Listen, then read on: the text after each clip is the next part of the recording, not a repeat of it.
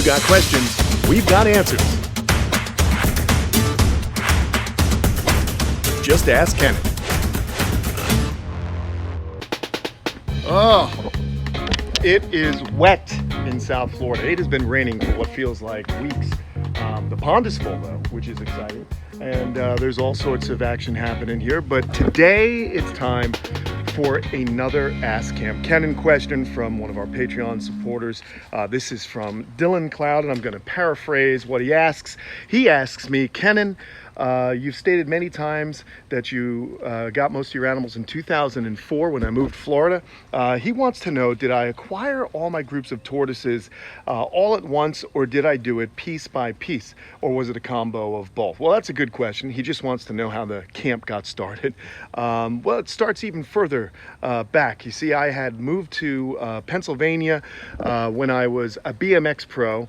And what happened was I started to earn a little bit of money being a bike rider, and I lived in Pennsylvania, and it was kind of funny. Once I had a couple of bucks, the first thing I did was buy fish tanks. I bought two 55-gallon tanks, and then I went out to the pond out back, and I caught a couple of little turtles. Those turtles hung out with me during the summer, and I'd let them go every fall. Then I moved to Las Vegas, where I built a large koi pond, turtle pond really, and basically began to get some of the animals that I still have to this day. In 2004, I drove across the United States and moved on over to see good old Florida, because I knew it was the perfect place for where I wanted to live and what I wanted to do with all these reptiles. So that's when things really started to take off. Here's one of the female sulcatas. This gal you've seen before. It's my oldest tortoise. She was about 30 years old when she was imported into the United States in 1977. So she's been with me a long time.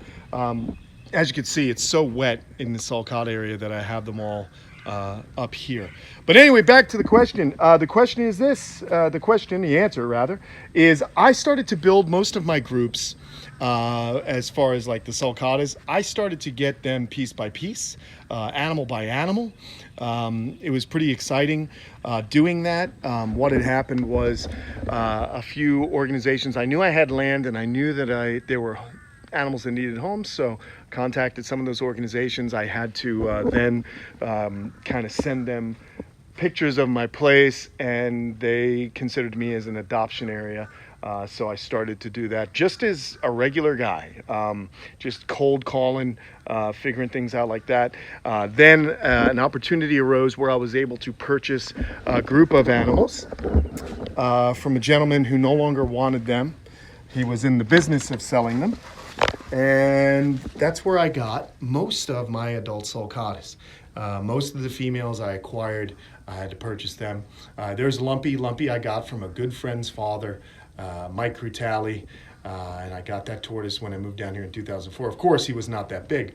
So, you know, the sulcatas I kind of put together. Similar thing I did with my redfoots as well. Some were rescues, some were animals that I did purchase. All the cherry heads have either been purchased animals or rescued. People have dropped cherry heads off that they just wanted to have a good home.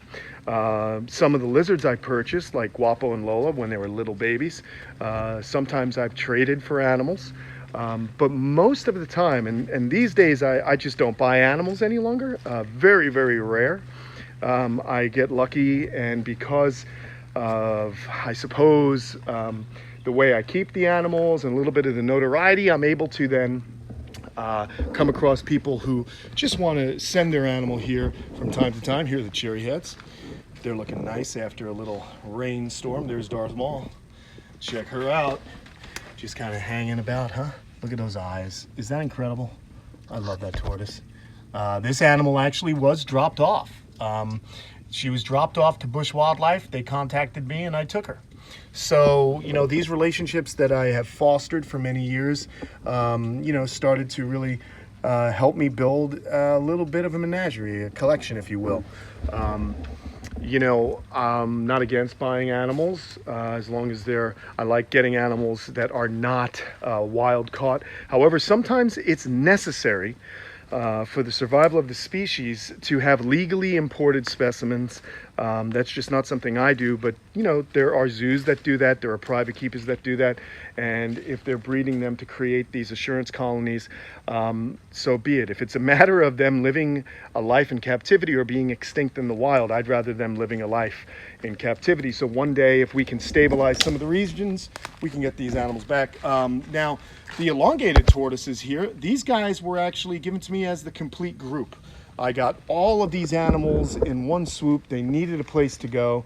The person who previously owned them, unfortunately, lost funding and couldn't afford to keep them any longer. So I stepped in. I had enough space. I had enough room, and that's how I got them. So, you know, that's a really cool situation. Colin's up here. There's Colin. Colin was another animal that was kind of given to me to have a better life. And there he is, just hanging about. I don't know if we can focus. There we go. There's Colin, being a good snake. So, you know, my advice is if you are looking to build a collection, I mean, don't go overboard. I will say this. When I moved in 2004, and I'll be very, very honest about this, I was excited to be in Florida. I thought everybody who did reptiles in Florida did it the way I wanted to, or you know, big yards, the whole 9 yards. The whole 9 yards. I use yards twice, but anyway, I thought it was they had the same kind of modus operandi or same ethics as I did, and that's just not the case. In fact, I was kind of appalled because a lot of people I came into, you know, they did things that were questionable at best for the animals, so it kind of bummed me out. But I also made the mistake of buying a lot of imported animals in my ignorance, and most of them died. I had money, I spent it on the animals, but sadly I didn't know about deworming, I didn't know about, you know, the stress of importation, and a lot of those animals died, and it really bummed me out. Not from a financial aspect, but just from an ethical aspect, that the loss of life on these imports was so great. And so I vowed to not do that anymore because I just couldn't stomach it. We're hanging out here with Socrates. Socrates was an animal that I did purchase because I always wanted a Galapagos tortoise. And I'm pretty sure she's a girl, but she's got a man's name. But she's gender fluid, which is nice. I'm just kidding. Anyway, you know, I did also buy Nostradamus, wherever he may be. He's floating around somewhere. And when I say floating around, I mean floating around because it is wet. But Darwin, the big old gal. Hey guys, this video has just taken a bit of a turn. And I'm going to show you why. I am wandering around, lots and lots of rain, and I think I found Mr. Man where he should not be. Look at this. Mr. Man, what are you doing out here, buddy? Are you looking for a place to go? Wow. Now, Mr. Man, as you know, was dropped off, and he must have climbed up and out over that pond, which is possible. I'm going to have to check the, I'm going to have to do something about that pond fencing, because as we know, snapping turtles, or maybe you don't know, but snapping turtles are pretty good climbers. So that's interesting. There is Mr. Man making a surprise cameo in this Ask Kamp Kenan video. But we're going to keep rolling. I'm going to finish up, and then I'll, of course, get Mr. Man back into the pond and get to work on figuring out what and how did he get out. Anyway, Mr. Man will be dealt with, I promise you. Well, and as you can see, I have large fences here. As long as the gates are closed, the animals aren't getting out of my perimeter fence. Anyhow, folks, Darwin was a tortoise that was offered to me through the TSA. And I went and I picked her up in California. I don't know where she is, though. She's kind of wandering about, maybe in the jungle here somewhere. So my recommendation is, folks, go slow, start small. You guys are watching the camp kind of grow and unfold right here on YouTube, which I think is great. It's like a long form reality show if you go right back to the beginning. Now, I did start out, of course, filming videos on this particular property, But as you guys have seen over the last few years, we are growing.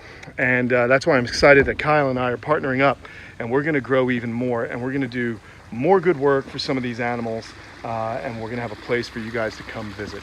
So I'm excited. There is the pond, of course, the aquascape pond, that's doing well. Pretty stoked. Boy, just can't get more stoked than me right now, even if it's a rainy day. So, all right, everybody, I'm gonna get good old Mr. Man into the pond again. And I hope this answers your question, Dylan. Thanks for being a Patreon supporter. For those of you out there who'd like to help us continue to grow, head on over to patreon.com/Kamp Kenan and just check it out. See what you can help us with. Also, you can purchase one of our t-shirts. Go to kampkenan.com and /store, and you can order yourself a t-shirt. Don't forget to go over to the Kamp Kenan Army channel and subscribe to that as well, because we're gonna be posting more videos on that channel as well. And that's it, folks.